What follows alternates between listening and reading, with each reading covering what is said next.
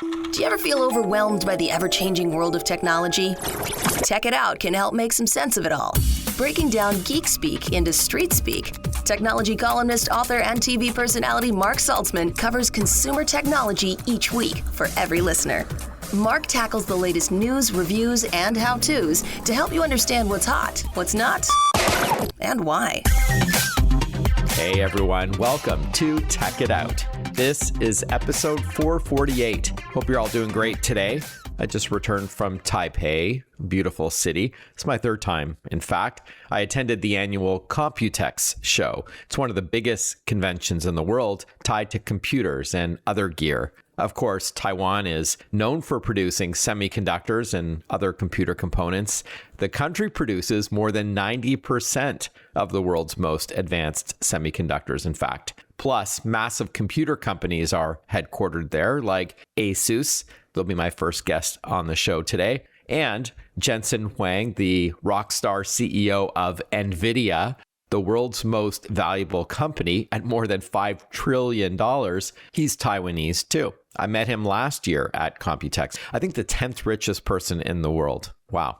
And so we're going to kick off today's Tech It Out by learning about a new handheld gaming PC from ASUS and glasses that go with it that simulates a 171-inch screen. Also on this show, I'll catch up with the Chief Technology Officer for Tubi, the mega popular video streaming platform, and we'll learn about AI helping deaf people communicate over Zoom with a technology called SignSpeak. All of this and more on an all-new Tech It Out, powered by Norton and Visa, two awesome brands that I'll tell you more about shortly. But let's officially kick off the new show with our first interview. All right, so very exciting here at ROG HQ in Taipei, Taiwan, sitting with Whitson Gordon. He's Senior Content Marketing Manager at ASUS ROG, or Republic of Gamers, who's based in San Diego, but very nice to meet you here in Taipei. Thanks for hosting us today. Yeah, thanks for coming, Mark. Very exciting. Part of a very small group, seeing something for the first time. I'm referring to the ROG Xbox Ally X20. So this is a 20th anniversary edition of the very popular ROG Xbox Ally handheld gaming PC. And it's a bundle, and we'll get to what that's all about. But first of all, thanks so much for joining us, Whitson. Thanks, happy to be here. All right, so without further ado, tell us about the unveiling today, this private unveiling of this new bundle. Well, it's a really exciting time for us. We're celebrating our 20th anniversary of ROG this year, which is our kind of premium gaming brand at ASUS. We're celebrating kind of where we've been and where we're going, and we've got a lot of really exciting 20th anniversary gear that we've announced, one of which is, the ROG Xbox Ally X20, which is an updated version of the ROG Xbox Ally in this beautiful black and gold colorway. It's got this transparent black plastic shell that's like a little bit reminiscent of some of the consoles from the 90s, but also kind of looks kind of futuristic. But we've also got a number of other features and hardware upgrades in it as well that people have been asking. All right, let's talk about those upgrades. So one big one that I first noticed was the screen. Namely, it's now OLED, so much better contrast. So nice, dark, deep blacks. You're playing a game like Doom, Dark Ages, and it just feels so much more atmospheric. Yeah, so as you mentioned, we're using an OLED panel, which means that unlike traditional panels where you have the light shining through the whole screen, each of those individual pixels can dim down to perfect black, which means you get this really crisp image that kind of jumps off the screen at you. If you've ever walked into a showroom and seen a TV that just kind of blew your socks off, like we're using that same panel in this handheld now. It also gets really bright, which means you get these really just crisp highlights and these beautiful colors. It's something you really got to see to believe, but it's a big upgrade over what we were using on the last gen handheld. All right, so instead of the IPS panel, it's now OLED. So better contrast, better brightness, up to 1400 nits. The higher the number of nits, the brighter it can be.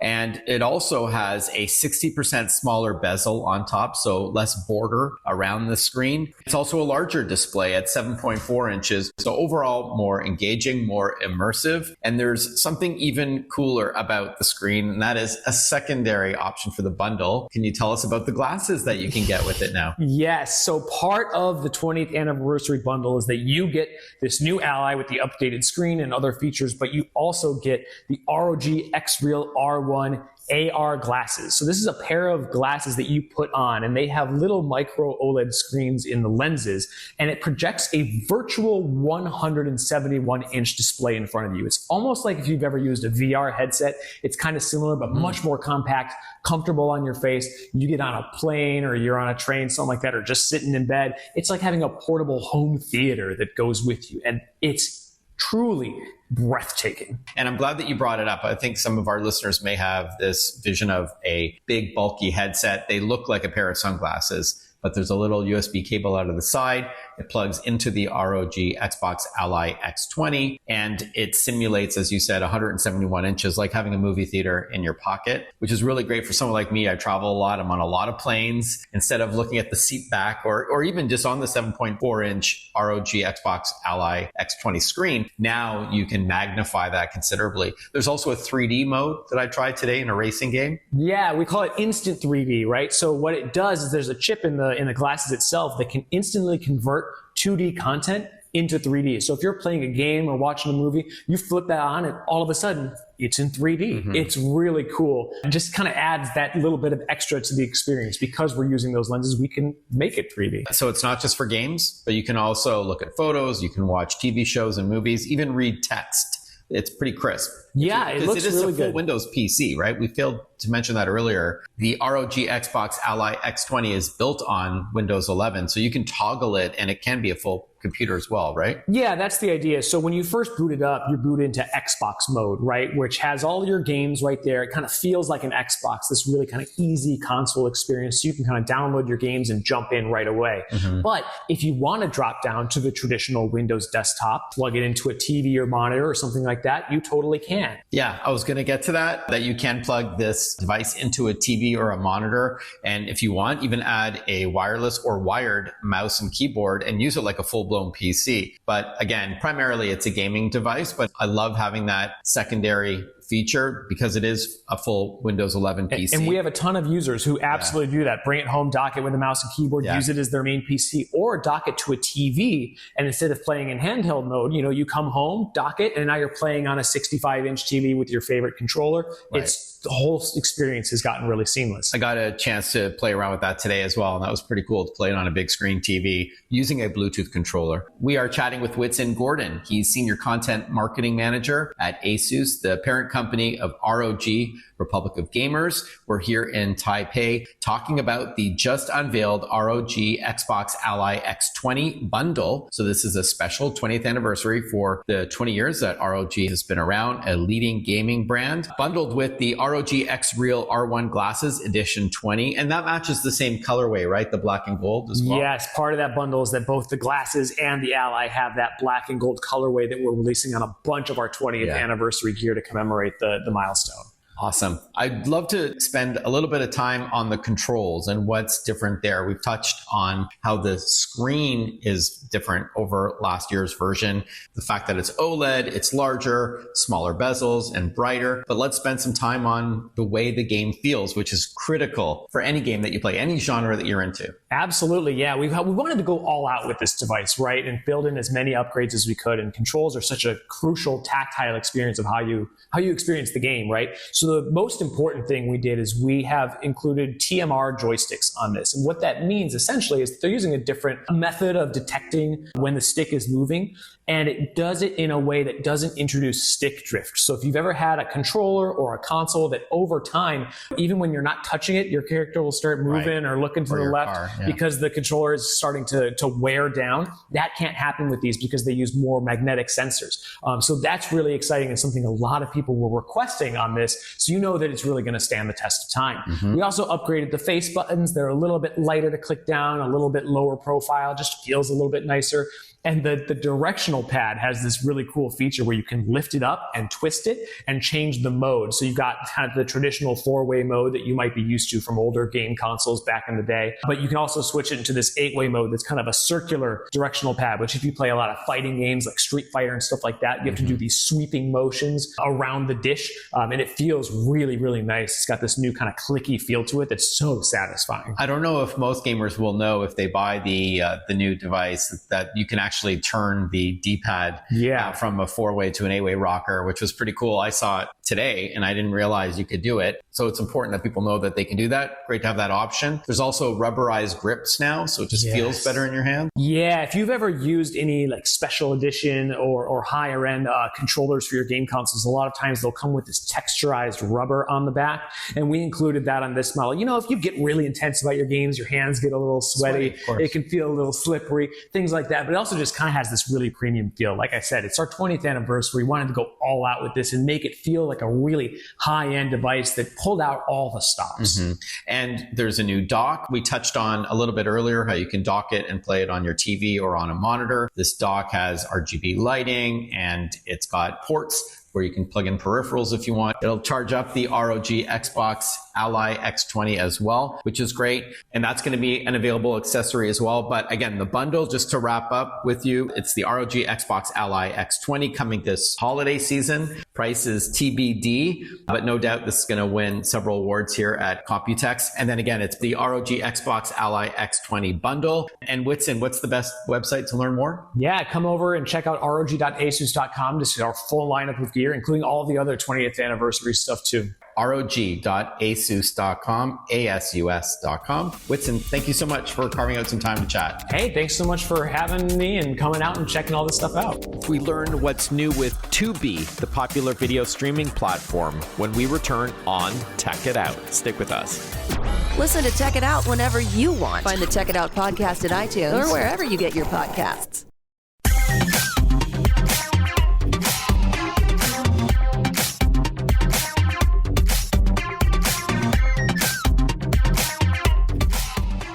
Welcome back to Tech It Out. First, a thank you and shout out to Visa, a huge partner on Tech It Out. Did you know that shoppers are 3 times more likely to enter an unfamiliar store if it displays a Visa logo? And customers are 5 times more likely to think a merchant is reputable. This is because Visa has invested billions over the years in fraud prevention, so you don't need to think twice about shopping at retail or online with your Visa card, nor should businesses be concerned about secure payments. Visa is deploying advanced technology to ensure customer data is not vulnerable, no matter where the transactions take place. This includes tokenization, pioneered by Visa, as one part of the solution, which reduces the risk of identity theft because this technology replaces your actual cardholder info with a random alphanumeric code, so the merchant never sees your real card number, yet it ensures a fast transaction as well. To learn more about Visa's work in protecting you and your purchases, head over to visa.com/security. That's visa.com/security.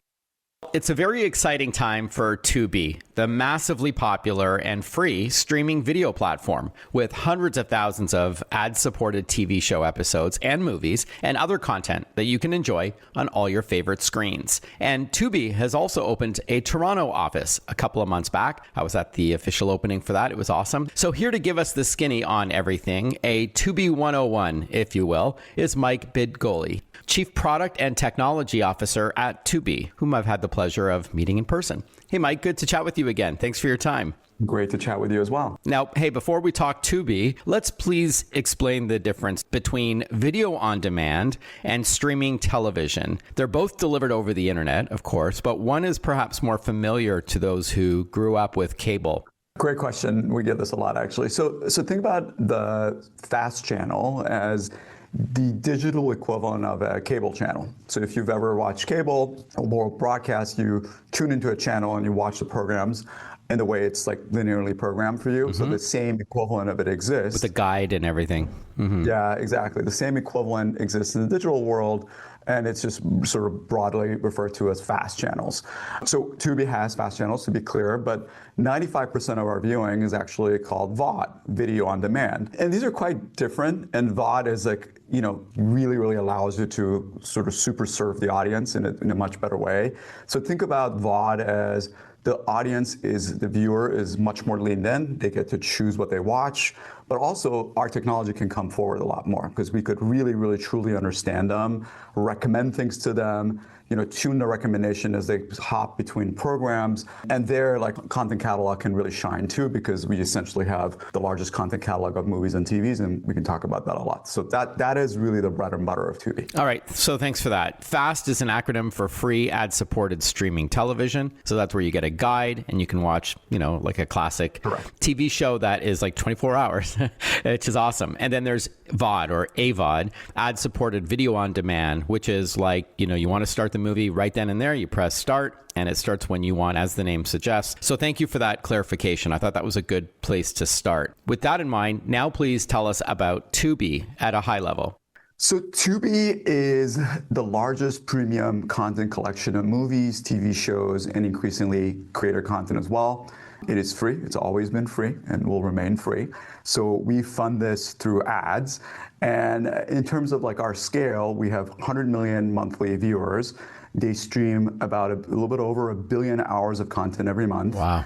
And it's all funded by advertisers. So we actually, and I can talk a little bit about the origin of it because that will sort of understand how we got here. All of that is funded by a vibrant ecosystem of advertisers. So in a lot of ways, if you just sort of take a step back, we basically built this three-sided marketplace between the audience, those 100 million viewers that I mentioned, this large content catalog of libraries, and then the ecosystem advertisers, which we really care about. And I can talk a little bit about how we actually got to Tubi, because Tubi is sort of evolution of a company. The origin of company was actually an ad tech company, and it might make more sense why we ended up sort of really solving the problem the way we did. Sure. So let's dive into that. So the idea is that we don't have to pay. And ironically, people were cutting the cable in favor of streaming services, but now there are so many streaming services and the prices keep going up and cracking down on password sharing. And so now you may be paying more per month than you did with cable. That's the irony. But here comes along Tubi with a free platform. With that in mind, tell us about the origin story of Tubi. Yeah, so the origin story is actually really interesting. And Tubi has always been a streamer for the people, right? How do you kind of remove the gatekeepers and give people this entertainment access in an unlimited and free manner? And the root of it is, the earliest form of this was, it started as an advertising platform for connected TV. So we were the very first company to do this, over now 13 years ago. And this is when first Google came up with, you can actually, TVs could be smart and you could, have Android devices that, power Google. The founder of the company basically moved and launched the first largest sort of ad network on TVs. But very soon, what he realized was, and what we realized was that there are actually not that many channels and content available for free on TV. And so the company then, moved from just being an ad platform to also then bringing content, launching apps for whoever had these content. So it could have been the old library of series, it could have been classical music, could have been Japanese anime. We basically brought all these content providers online, gave them channel, and essentially launched thousands of these on your TV. So if you, circa 10 years ago, if you open up your TV, a lot of the channels were basically powered by a platform. And Tubi was sort of the third act of the company, and the insight was TV has so many gatekeepers. People who decide what gets on your TV, what gets programmed into that sort of linear channel that we were talking about earlier. You get to see this, and then you get to see this next thing after that. Yeah. Or you have to pay. You have to open up your wallet and just pay. More with Tubi when we return on Tech It Out. Want to follow Mark? Google him. Mark with a C and Saltzman with a Z.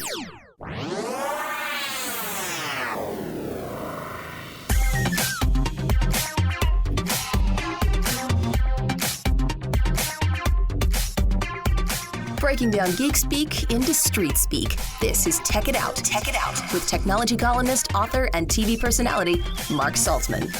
Welcome back to Tech It Out, everyone, powered by Norton, which I'll tell you more about shortly. On the line right now, we are privileged to have Mike Bidgoli. He's Chief Product and Technical Officer at Tubi, the mega popular video streaming platform that offers both video on demand and fast channels, so free ad-supported streaming television. With more than 300,000 TV show episodes and movies and other pieces of content, which we're going to hear more about. But before the break, Mike, we were talking about the origin of Tubi, how it all came about, and the work that the company was doing prior to launching its own platform. You said that we didn't have too many options when we started, or you had to pay. Please continue your thought. Yes, the founder of the company's insight was like, well, at the rate this is going to go, people are eventually like kind of canceling their cable subscriptions, but then eventually have to pay all these other sort of paid subscriptions, and it will add up to be the same thing.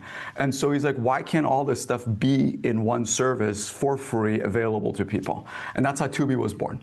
So Tubi was from the beginning a streaming service for the people, and then we really listened to the audience. And one of the things we decided was from the very beginning was we care about like sort of great stories and great content, but at the end of the day, like, so some element of quality is in the eyes of the beholder, is like whoever the viewer is. If you're into super niche sort of drama in one subsegment of it, great, like you should find that. And if you're also into like high fuel octane action movies, you should also find that. And you should also find like super old classic movies if you're really into it. So we basically brought all of this, and then we invested in technology to like allow people to find these niches and create the fandoms that exist today around Tubi. Right, all with an intuitive interface and being able to watch on several devices. 40 different platforms, actually. Wow. Can you quantify how much content there is, number of shows? I know it's ever evolving. First, we have the largest premium content collection of movies and TV shows. And as you said, we're always expanding this. So we have 300,000 movies and TV episodes in the US. We also have an increasingly collection of creators. So creators is something we added last year, and it's increasingly a very important part of our programming for the audience. Again, one of the core principles of the company is we listen to the fans, we listen to the viewers and what they're watching and what they want, and creator has been one of those top requests. So we're basically bringing more and more of those creators and their programming onto the platform. Now look, Mike, there are other streaming services out there that are free, they're ad supported. To what do you attribute Tubi's massive success? Is it the interface that I hinted at earlier, or really good at inking deals with, and maybe exclusive content with studios and distributors and all that? It's a great question. So yes, I mean, we've been super successful in a number of areas. And I think the core of this sort of goes back to the mission. We've been free, but also related to that, we've been very frictionless. Like, we really pride ourselves in allowing people to have this effortless entertainment on demand. And we also reflect culture, right? When you add that recipe together and you stay super focused on super serving your users and fans, you ultimately crack it. Now, I can sort of peel the layers a little bit and give you a sense of, okay, well, that's your philosophy, but what does that mean in practice? In practice, it means that we acquire content for the audience. We really, really focus on making sure that people have the fastest experience, easiest way to get to the service. So, for example, even when we were running the Super Bowl, which we did 2 years ago in the US, and it was the record-breaking Super Bowl in terms of viewership, we basically allowed it for free. All you had to do was very quickly just give us your email, and you would be on your way to watching the Super Bowl. So that kind of like real frictionless focus on users is a core part of it. And then the last part of it that I would just say is how focused we are in rapid experimentation. Like, as a company, as a product engineering focused company, how many different experiments we launch to just improve the experience for either our viewers or the content creators and providers who are also very important to us, or our advertisers. And to give you a sense of that, we are on pace to launch over 1,800 experiments this year. And each of those is like, think of it as a unit of improvement, or sometimes if we don't graduate it, like, people don't see it because it was a failed one. But nevertheless, like, it's an attempt at improving a service for our users, be it on the content side, on the viewer side, or advertiser side. We're going to chat with Mike Bidgoli from Tubi, the Chief Product and Technical Officer, in a couple of moments from now. We're going to hear what's new with the platform. Even if you are an avid Tubi viewer, there's going to be some content that you likely don't know about. So we're going to talk more with Mike about that. But first, I did want to give a shout out to Norton, a huge partner of ours on Tech It Out. I'm sure you're familiar with the brand. In today's connected world, a simple antivirus solution just isn't enough. Your identity, your finances, and your privacy are all on the line. That's why you need Norton 360 with LifeLock, the comprehensive solution that bundles device security and identity theft protection. Again, Tech It Out has proudly partnered with Norton as they protect your PC, Mac, and mobile devices from viruses, ransomware, and other kinds of malicious software, or malware for short. While LifeLock takes it a step further, constantly monitoring for the fraudulent use of your personal information, from your social security number to your bank accounts. If a threat is detected, you receive an alert, And if the worst happens and your identity is stolen, a dedicated US-based identity restoration specialist will be there to personally help fix it. Plus, with the $1 million protection package, you get coverage for stolen funds and expenses. Norton 360 with LifeLock gives you the power to defend your entire digital life, even if you're not tech savvy. Stop patching together protection. Get the all-in-one peace of mind you need with Norton 360 with LifeLock. To get a deal on Norton 360 with LifeLock, simply visit norton.com/techitout. That's norton.com/techitout. And hey, if you want to reach out on social media to say hi, love hearing from Tech It Out listeners. Be sure to let me know where you're tuning into the show from, what city or town you're from, how you're tuning in. Is it through your favorite local talk radio station or in podcast form? And of course, let me know if you've got suggestions for upcoming guests or topics for Tech It Out, or if you've got tech questions for me. Happy to help if I can. I'll spell my name in a moment, but you can find me on X, Threads, Blue Sky, Facebook, Instagram, TikTok, YouTube, and LinkedIn. It's Mark Saltzman, MarkSaltzman, Mark Saltzman. Or if you're not on social media and you prefer to send me an email, that works too. My website is simply marksaltzman.com, Mark with a C, and you'll see where you can send me a note. I know one comment I get is that there's no call-in component with this show. That is true because it's syndicated. Different stations run it at different times on different days in some cases. And so it's not a show that I can host live, but I do try to answer some questions on the air as well, and I will write you back. All right. When we return on Tech It Out, we're going to have a couple more minutes left with Tubi, and then we're going to shift gears and talk about AI helping deaf people communicate easier over Zoom or Teams or FaceTime, any of those video chatting platforms. So stick with us. We'll be right back. Breaking down geek speak into street speak. Tech It Out, hosted by Mark Saltzman.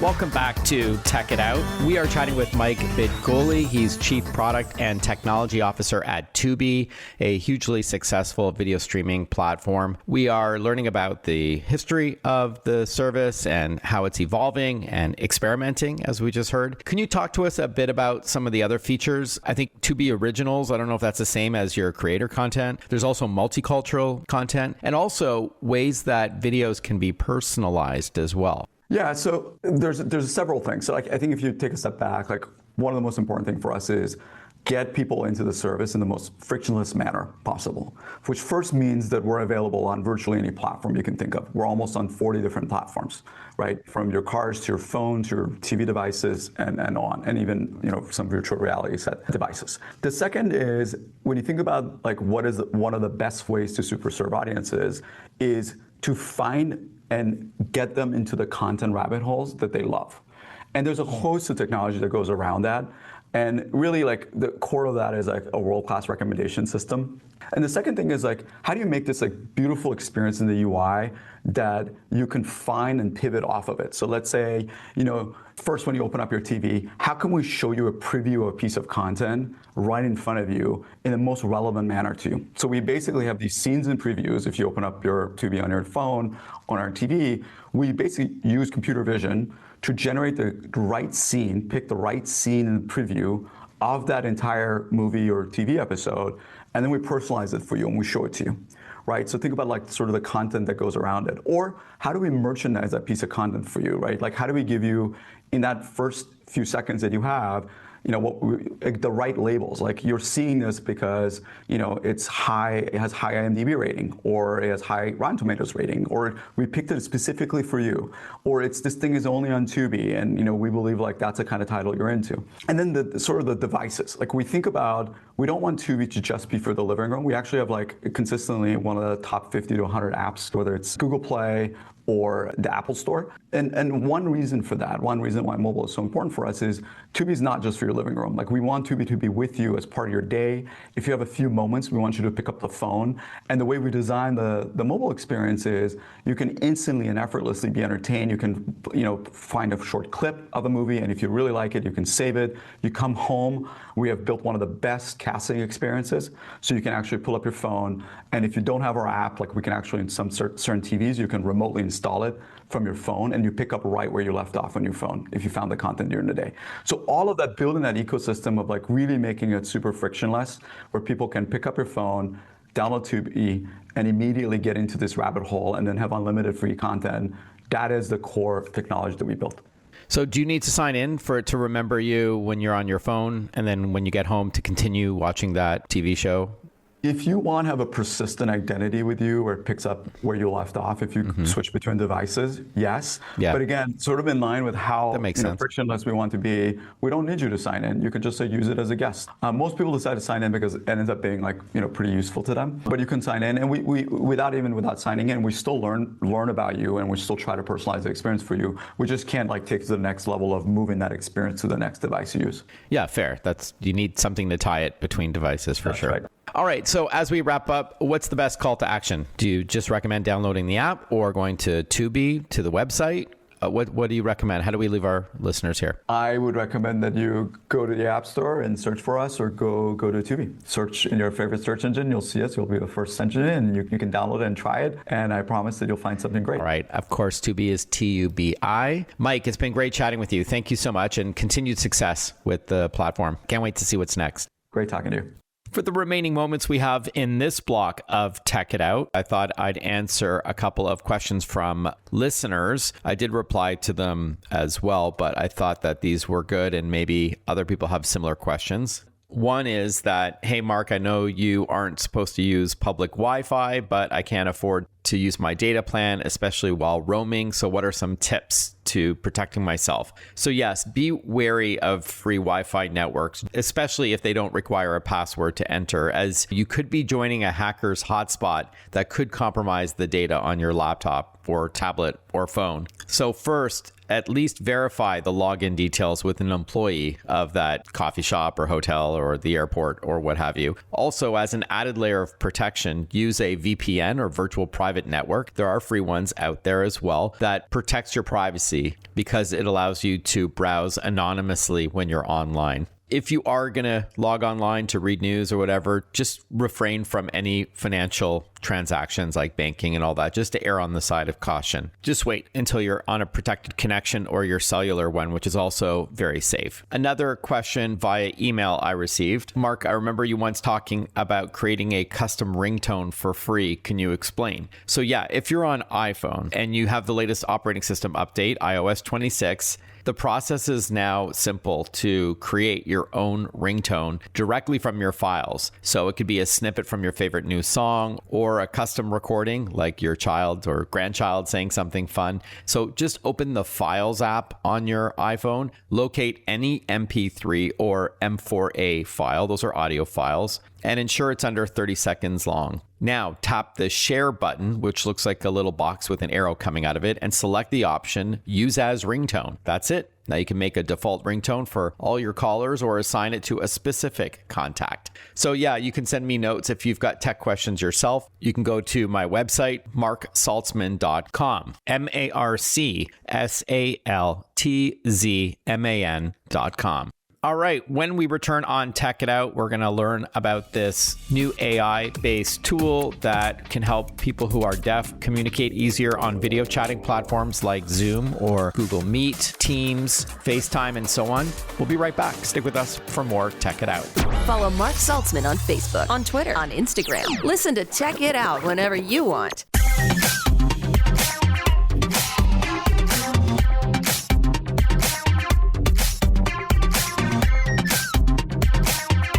A huge thank you to SanDisk, a partner of mine on Tech It Out. The SanDisk Extreme Fit USB-C flash drive is one of the world's smallest USB-C based drives that can snap into an available port on a laptop, a phone, a tablet, so you've got instant backup. It's amazing. That's always there. Super convenient and tiny. Again, it's SanDisk Extreme Fit, which you can learn more about at sandisk.com.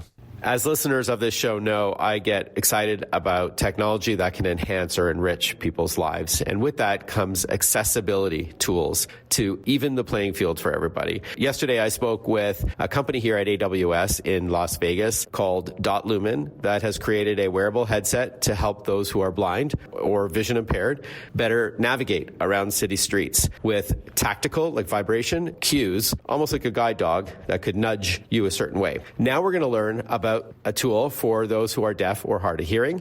We're joined by Yami Payano. She is CEO and co-founder of SignSpeak. It's very nice to meet you. Very nice to meet you. Thank you for having me here today. Why don't we dive right in? What is SignSpeak? So SignSpeak is essentially an interpreting agency that is led by AI. So we've created a proprietary software that would essentially do the two mechanisms that an interpreter does, which is interpret sign language into voice and then voice back into sign language. And then we also have a human force behind it, because at the end of the day, our goal is to provide accessibility, and we understand that AI is not for everywhere, but the goal here is how do we scale up interpretation, because there's 48 million deaf and hard of hearing in the U.S. There's a huge interpreter shortage. There's only 10,000 certified interpreters. That's like one interpreter for a lot of deaf people. So our goal is really making sure that deaf people get access everywhere. And in addition to that, our technology extends beyond interpretation to be able to now anything that has voice recognition now can be activated through sign language. So think about all the amazing AI agents that are being created that are voice activated, or Zoom summary, right? We all now use summarization at the end of our calls in Zoom and other video conferencing calls. So imagine being able to now have signers and deaf people in the workforce that can have that same tool as well. All right. So would this tool, SignSpeak, be available to those who do online video chatting, like you're Zooming with your colleagues, or even on a consumer level with family and friends, and there's like a AI avatar in the corner that is signing what you are saying verbally, and then the person who is signing on the other end, who is deaf or hard of hearing, they can sign back, and then it's a simulated voice. Is that fair? And is it mostly for online video communication? Yes. So, right, that's exactly right. There's a fake person that is in the center, and then the deaf person can sign, and we can speak into it, and there would be a simulated voice. It is for online, and we do have a in-person app that the deaf consumers don't need to pay for. It is more for them to get used to the technology. This is brand new AI. So really making sure that the deaf consumer gets used to it from the comfort of their home. So we do offer it for them to use it at home, but we understand that the deaf community should not pay for their own accessibility. So we offer it at the consumer level, and we're also offering it to enterprises. All right. So do you mean then, like, just like you and I are talking in the same room right now, that if you had it on your phone, that this could kind of be a mediator between us two if you were deaf and I did not speak ASL? Yes, exactly. Okay, thanks for that. Earlier this year, I was at an Intel event, and they had something similar that they were demonstrating on stage. How does AWS help you deliver this service? Yeah, I think that our infrastructure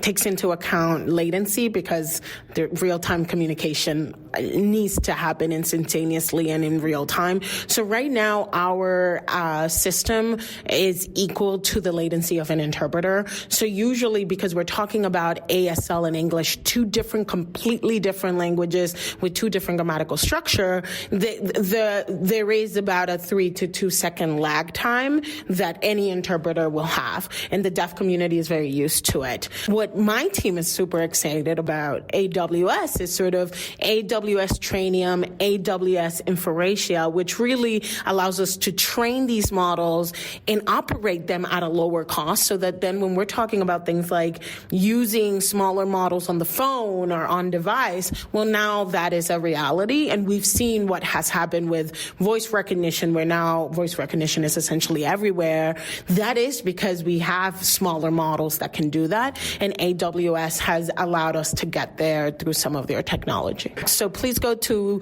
www.sign-speak.com. All right, sign-speak.com to learn more. Yami, it's been a pleasure chatting with you. Thank you so much, and have a great rest of your AWS reInvent show.